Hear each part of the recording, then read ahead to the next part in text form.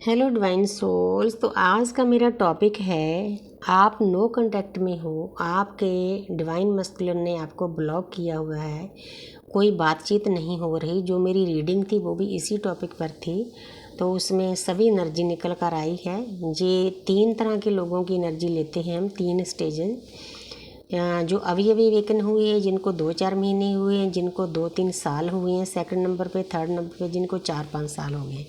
क्योंकि जैसे जैसे हमारा टाइम बढ़ता है तो हमारी वाइब्रेशन भी हाई होती है, तो उसी के हिसाब से एनर्जी आती है। बहुत प्यारी एनर्जी आई है, क्योंकि आकाशिक रीडिंग कभी गलत नहीं होती।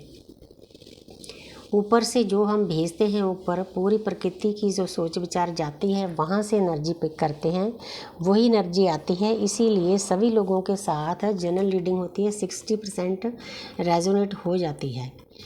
तो अब बताना चाहती हूँ कि आपका सेपरेशन हो गया। पहले तो आप सभी को पता है, पहले तो मिनी सेपरेशन होते हैं, कभी महीने का, कभी 2 महीने का, क्योंकि उस पर्सन की एक ड्यूटी होती है, वो आपको ट्रिगर करता है। जो आपके अंदर ट्रॉमा है, वुंड्स हैं, वो सरफेस पर लाना उसका काम है। वो आता है, बातें करता है, कोई ना कोई ऐसी बात कह जाता है जो आपको, जो मतलब पिंच हो जाती है। फिर आपने उस पर वर्क करना होता है, उसको हीलिंग करनी होती है। उसकी सोल को सब पता होता है कि मैं पहले क्या कुछ करके आया हूँ, अब उसकी हीलिंग हो गई, अब दोबारा उसके पास जाऊँ। तो इसीलिए ऑन ऑफ का जो स्टेज है वो चलती रहती है। ये शुरुआत की थोड़ी देर बाद की होती है। पहले तो बबल फिश होता है, उसके बाद तो फिर आस्ते आस्ते चीज़ें समझ आनी शुरू हो जाती है। तो सेपरेशन शुरू शुरू हो जाते हैं, मिनी सेपरेशन होते हैं, मिनी रीजनिंग भी हो जाते हैं। जब अच्छे से कोई डीएफ काम करती है, उसको गिफ्ट में फिर कभी कभी बात करा दी जाती है, कभी कभी मिला भी दिया जाता है, क्योंकि ये बहुत डीप लव होता है, डिवाइन लव होता है, अनकंडीशनल लव होता है ट्विन फ्लेम जर्नी का।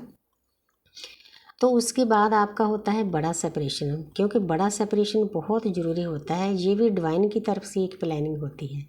कुछ ना कुछ आप दोनों के बीच में ऐसा करा दिया जाता है, कोई थर्ड पर्सन आके करा जाता है, जहाँ किसी और कारण के कारण हो जाता है, जहाँ थर्ड पार्टी में चले जाते हैं डीएम।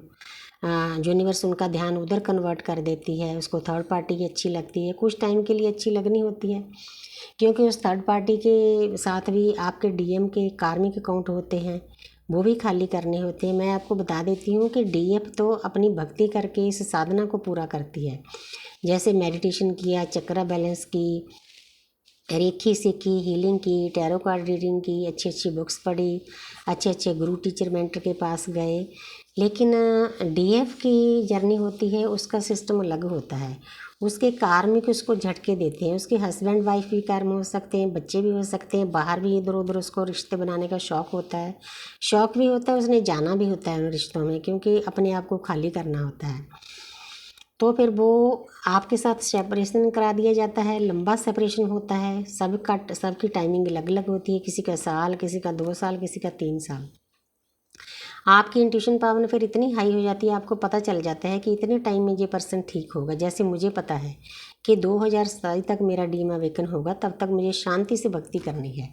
आपको खुला टाइम मिल जाता है। खुले टाइम का मतलब ये है कि वो आपकी एनर्जी सक करता है। आप जब उसके साथ बातचीत करते हो, आप लो हो जाते हो, वो हाई होता है, वो कार्मिक में बांटता रहता है आपसे एनर्जी लगाकर। डिवाइन को ये मंजूर नहीं होता। इसीलिए डिवाइन किसी न किसी तरीके से इतना बड़ा आपका सेपरेशन होता है कि आप भी बोलना पसंद नहीं करते। हाँ, पहले पहले फील होता है, कभी कभी रोना भी आता है, रो लेना चाहिए, क्योंकि मर्चिंग फर्जिंग चलती रहती है हमारे अंदर। रोने से भी हमारे कार्मिक अकाउंट खाली होते हैं। आप कभी सोच कर देखो, जब आप रोते हो, ज़ोर से रोते हो, उसके बाद आपके चेहरे पर रौनक आ जाती है, आप हल्का फील करते हो, फ्रेश फील करते हो। इसीलिए इस जर्नी में काफ़ी रुलाया जाता है डीएफ को, ख़ास तौर पे रोना तो डीएम को भी पता पड़ता है जब बड़ा सेपरेशन होता है। तो डीएफ को क्या करना है, डीएफ को अपनी सारी एनर्जी खींच लेनी है अपने डीएम से।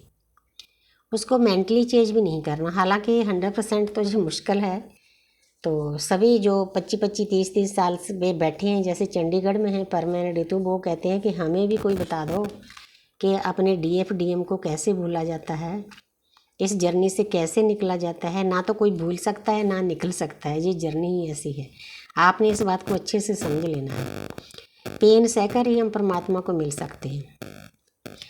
तो आपको बस अपनी साधना पर ध्यान देना है, सारी ऊर्जा खींच लेनी है, अकेला डीएम से नहीं खींचनी। जितने भी आपके आसपास रिश्ते नाते हैं, आप ये सोच कर देखो, जो लोग आपकी भक्ति में रुकावट बनते हैं, आपको इस जर्नी के जाने के लिए मना करते हैं, साधना करने के लिए, मेडिटेशन के लिए मना करते हैं, सोल पर्पज पूरा करने के लिए मना करते हैं, उन लोगों को ऑटोमेटिकली आपसे दूर कर दिया जाता है। ये डिवाइन की प्लानिंग होती है।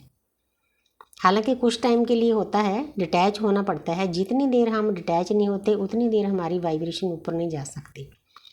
जैसे मैं करनाल में गई थी, वहाँ 10 दिन रही, हमारे मोबाइल फड़ लिए गए थे, उन्होंने अपने पास रखे 10 दिन के लिए। तो हमें किसी के साथ बातचीत नहीं करनी, आई कांटेक्ट नहीं करना, टच भी नहीं करना। सोच कर देखो, हमारी 80% जो एनर्जी होती है आँखों में होती है। आपने महाभारत में देखा होगा, गांधारी आंखों पर पट्टियां बंधे रखती थी, उसकी जितनी भी ऊर्जा थी वो अंदर ही थी। इसीलिए दुर्योधन को जब उसने देखा पट्टियों को खोल कर, तो पूरी एनर्जी उसमें डाल दी। इतनी हाई एनर्जी थी, उसका शरीर एक वज्र बन गया दुर्योधन का। इसीलिए हमारा भी यही सिस्टम होता है, 80% शक्ति हमारी आंखों में होती है। तो इसीलिए हमने अपनी एनर्जी को बचा के रखना है, उसी एनर्जी को ऊपर लेकर जाना है। मूलाधार चक्र से लेकर क्राउन चक्र तक लेके जाना है। तो इसीलिए हमें लोगों से डिटैच कर दिया जाता है, हमें एकांत चाहिए होती है। क्योंकि एकांत हम, हालांकि हमारे लिए पहले पहले मुश्किल होता है, हमारे जो दुनियादारी के रिश्ते नाते हैं, जब हम उनसे डिटैच होते हैं थोड़ा पेन तो होता है, लेकिन कोई बात नहीं, भक्ति सब भर देती है। भक्ति में बहुत शक्ति है। जब आपकी वाइब्रेशन हाई होती है ना, तो आप हर एक दर्द दुख झेल सकते हो, आप सक्षम होते हो हर एक पेन झेलने के लिए। तो इसीलिए आपको अलग किया जाता है। आपने रोना धोना नहीं है, बस ये सोचना है कि ये भी हमारी जर्नी का एक पार्ट है।